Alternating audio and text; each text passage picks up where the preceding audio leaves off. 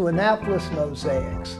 Our program spotlights people in our community who are involved in activities designed to promote good human relations.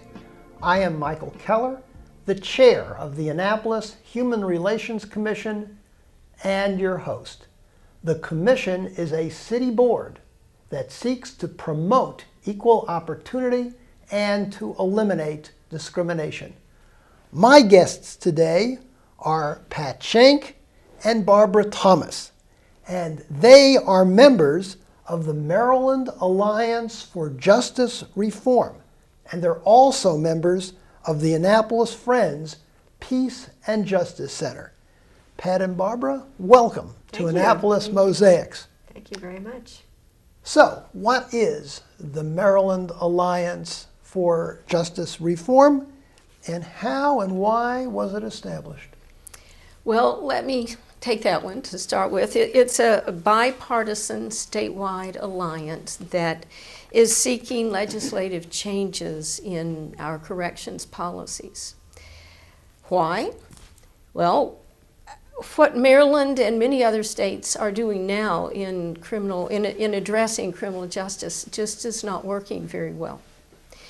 And this alliance has come together over many, many months, creating a whole package of 7 different bills that we think will walk us through many of the needs and the gaps in our current system.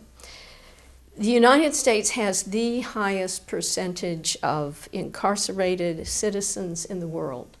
And this really stems from the late 1970s when the war on drugs began. Maryland itself its incarceration rate has tripled from 1980 to 2000, tripled. 55% of that increase is for nonviolent crimes. And what's really fascinating, I think, is that this notion of, well, you put all the bad guys in prison and then you won't have so much crime. Crime has not gone down at all with this tripling of the prison population, not whatsoever. And what our taxpayers out there should know is that every single individual in prison costs us $38,000 per year. African Americans, for example, are 78% of the prison population, yet they're only 25% of the population of Maryland. What's that all about? Because, in fact, the use of drugs in the African American community and the white community is even, is very similar, the research shows, and a little bit less in the Hispanic community. However, crack cocaine, which is found more often in the ghettos, the frequency and the length of sentences is huge compared to powder cocaine, which you find in wealthier communities, which you find on the college campuses. But the police aren't out there hauling the kids off the college campuses for that kind of cocaine. But they are definitely out there for in the ghettos and making sure that crack cocaine is punished. The final thing on this is recidivism rate. That is when people reoffend and return to prison. In Maryland, it's between 41 and 51%. We think with this series of bills, we could reduce it dramatically. Virginia has, Oregon has, to 23 to 28%. This effort that you're engaged in came about as a result of a powerful experience that you had with a book, Michelle Alexander's The New Jim Crow. The Alliance's website describes it as a game changer. It also makes comparisons to 2 other iconic books, Rachel Carson's Silent Spring, which has been attributed to promoting the beginning of the environmental movement in the country, and then Betty Friedan's book, Feminine Mystique, which gave rise to the feminist movement. Talk a little bit about how this book influenced you and influenced your decision to get involved with this particular issue? Well, when those of us who had read the book thought we really need to get this information out there, so we proposed a study group within the Quaker meeting, and we invited members of St. Philip's Episcopal Church to join us, which they did. We met a number of times, altogether 7 times, and about 3 times into it we noticed a little piece in the Capitol that said that the Maryland delegation to the General Assembly was going to have a hearing. They wanted to know what do people in the community want to come out of the 2014 session. So we signed up, and we proposed a bill. We happened to have, as a member of the meeting and a member of our group, a circuit court judge, Judge Philip Caroom, who was there strictly as an individual and not in any official capacity. But he knows the system. He's worked in the criminal justice system for 35 years. And so we decided to propose a task force that would look at these issues and come up with some solutions. So that's what we did. And you know, having read Ms. Alexander's book, one of the things that really strikes you is how the workings of the criminal justice process, the police, the prosecutors, and the judges have created a circumstance in which there's tremendous inequities at all of the various levels of the criminal justice process, and that create the problems that I think you're most concerned about dealing with. Is that the case? Could you elaborate on that? Well, I think you're exactly right, and that was the motivation for us to put together this task force. And off we went to this hearing. All right. At the hearing, we were one of the final people to speak, and we had some sleepy-eyed delegates up there that we were a little bit worried about. One of the members of St. Philip's and I presented it, and at one point we turned around and said, all those who are here in support of this, please stand up, because we knew we had a handful of Quakers in the audience who had lasted through this long. Over half the audience stood up.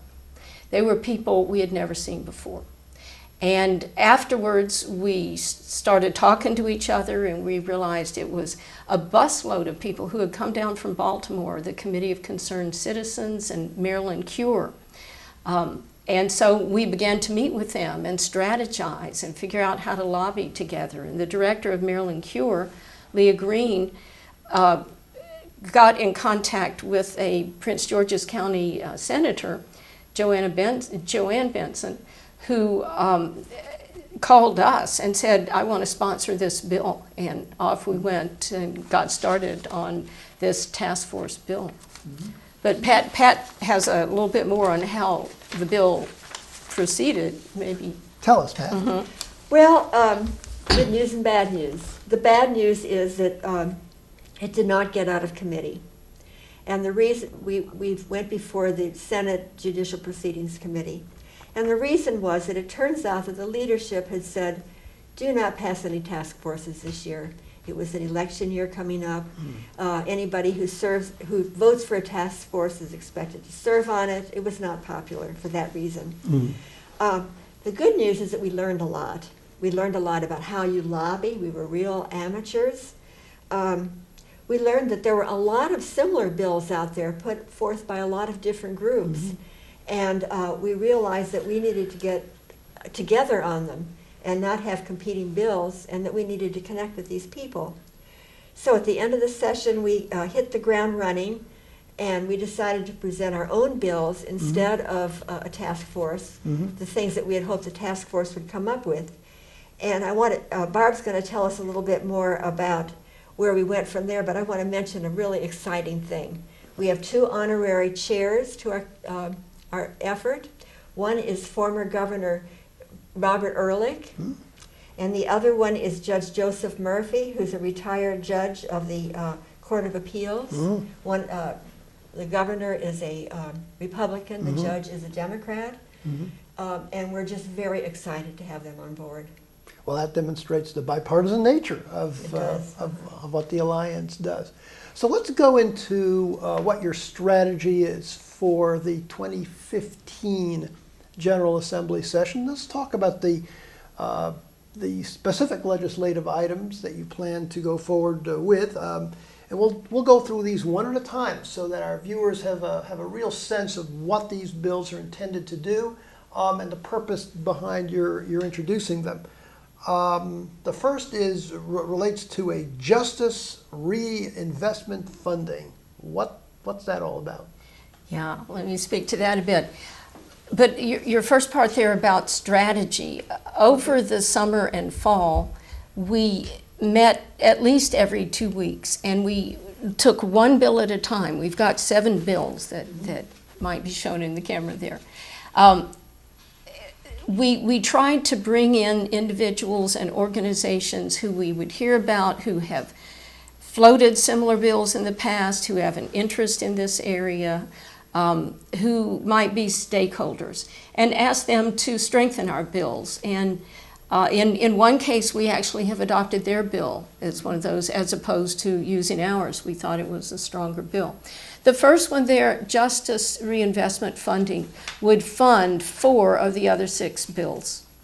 It is an initiative, it's a federal initiative. It started under George W. Bush, and it's been continued by Barack Obama. It encourages states to identify low-risk offenders who may be released from prison without any danger to the public safety.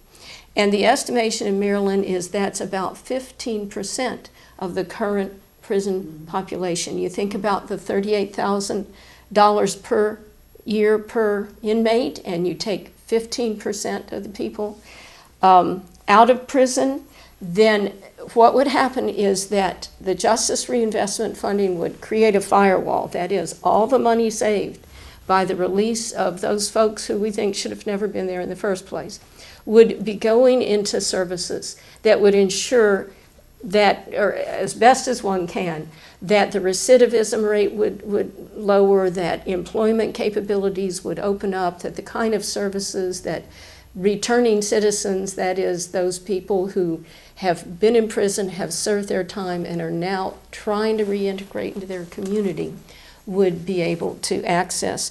17 states are using justice reinvestment strategies now. We would like to see Maryland join them. Okay. Another item on the legislative agenda you have relates to a full and fair reimbursement for local detention. What is that? Okay, that's mine too. That has, we see that there would be 2 improvements from this bill.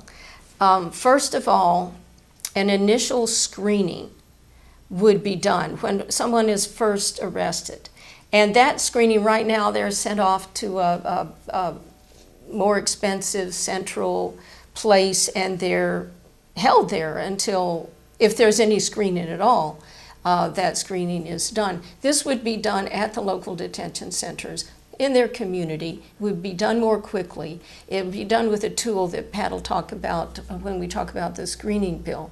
But secondly, it would become a transition center for pre-release. Montgomery County is a wonderful example of having pre-release centers, but this isn't true around the full state.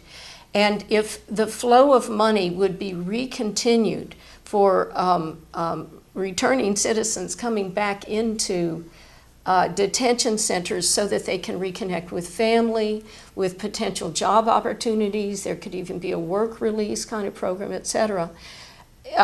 The sense is that it would be much better done in their local communities in the detention center rather than in the prison. What actually has happened in the past and now is that people are released from prison, the doors open, they walk out, there may be a bus, they may have bus money, they may have been able to get somebody to come pick them up, they may have $20 in their pockets, and off they go back into a place where they're probably not allowed in public housing because of their records.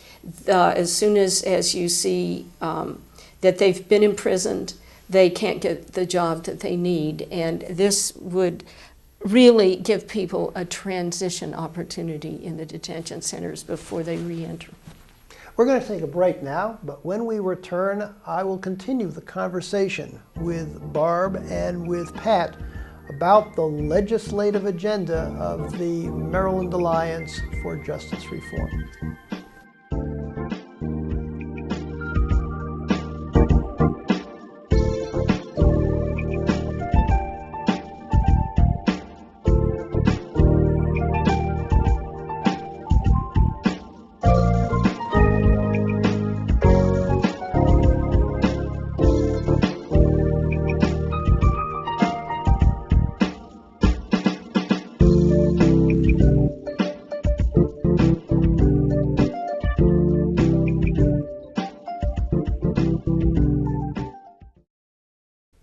We're talking today with Barbara Thomas and Pat Schenk from the Maryland Alliance for Justice Reform.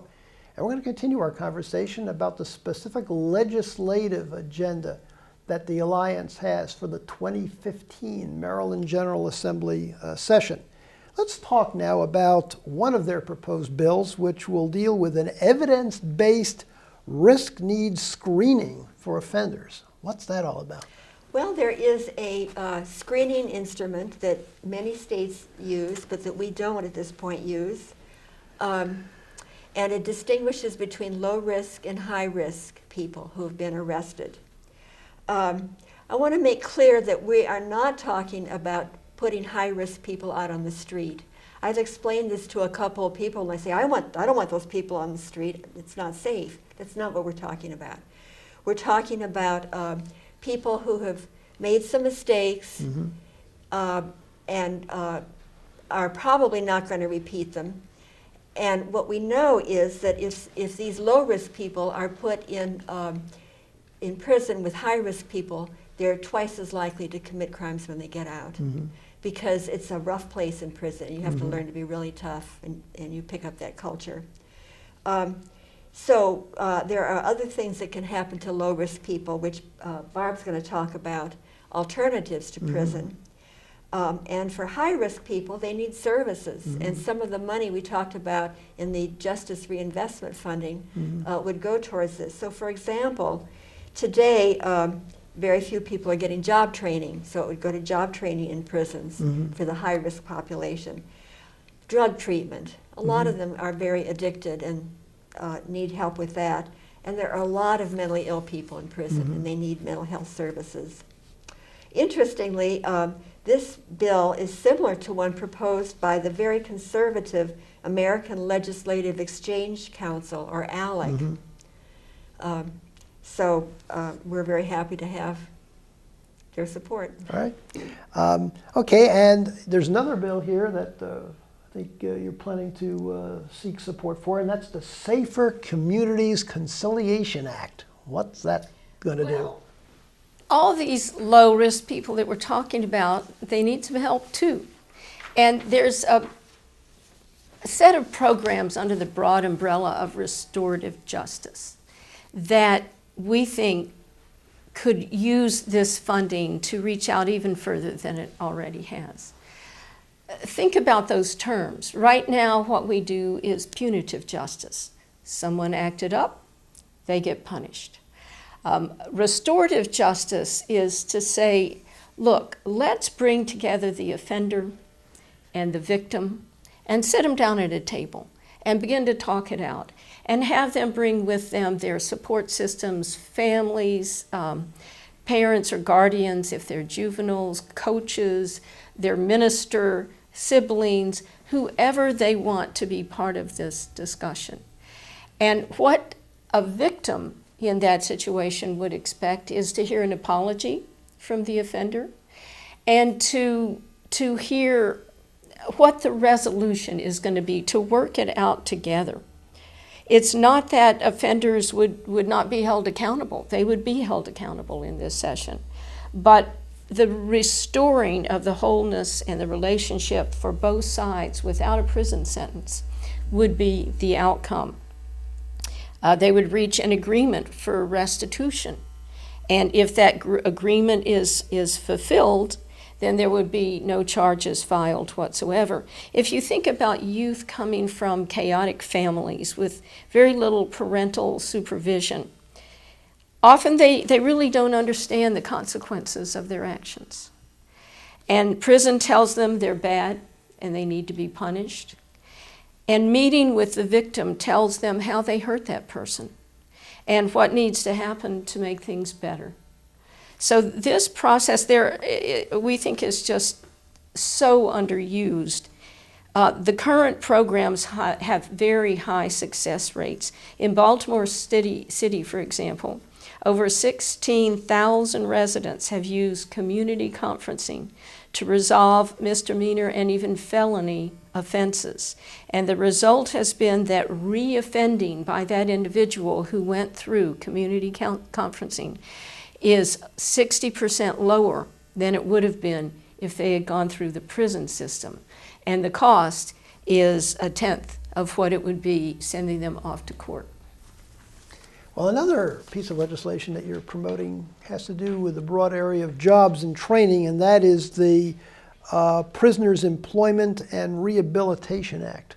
What do you seek to accomplish with that? Okay, we know from research that people who come out of prison and have a job are 60% less likely to repeat, to offend again. However, only 1 person in 10 in prison is getting any kind of job training. So this bill would do 2 things.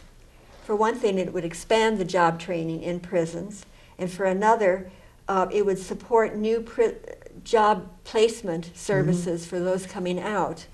And this is still being worked out, but an example would be that employers could be given tax advantages for hiring people who have served in prison. All of the legislation that we've discussed so far will require certain levels of funding, but the next 2 items wouldn't require any additional funding. There would be no obligation on the part of the taxpayers for more money. One of them deals with something that's called the Ex-Offenders Earned Opportunities Act. Again, it's employment related, but what would this do? Well, there are 2 parts to this one. The term collateral consequences means the things that after a person has served their time, they continue to be punished in the sense that they can't get a job because they have a record. They can't vote. Although in Maryland they can get back their voting rights after they've served their parole. They can't live in or even visit people in public housing. So those are called collateral consequences. Now sometimes people are given a plea bargain. You plead guilty and you'll only get this little bit of time in prison. But they're not informed of the collateral consequences. So they would be required by this law to be informed. And indeed, it's the collateral consequences that I think that Michelle Alexander makes reference to in her book, and that's the connection that I believe that she makes when she talks about the new Jim Crow, that it basically subjects African Americans, especially African American men, to circumstances in which they face a lifetime of discrimination as a result of perhaps a conviction for what we would view as a fairly minor offense. Is that not the case? Absolutely, yeah. And then there's one other piece to this. It's called shielding. And this comes from the Job Opportunities Task Force, and they had such a good bill that we decided to accept it and work with them on it. Shielding is similar to expungement of your record, except I've had a speeding ticket expunged. You just go in and it's gone. Never happened. Shielding, the police would still be able to see your record, but employers and so on wouldn't. And it would be granted after a certain amount of time of, good citizenship. having a job, paying your taxes, supporting your family, et cetera, et cetera. And I guess the final legislative item deals with a parole incentive for life, deals with the work of the parole board. How does that figure? There are two kinds of life sentences. Life where there's no possibility of parole, and life where there is a possibility of parole. That second one gives incentive to the inmate to be a model citizen in prison and have the hope of coming out and rejoining society again. Maryland is one of just a handful of states where after a parole board decides that this prisoner has served his or her time and should have parole, then it's sent to the governor, who has to sign off on it.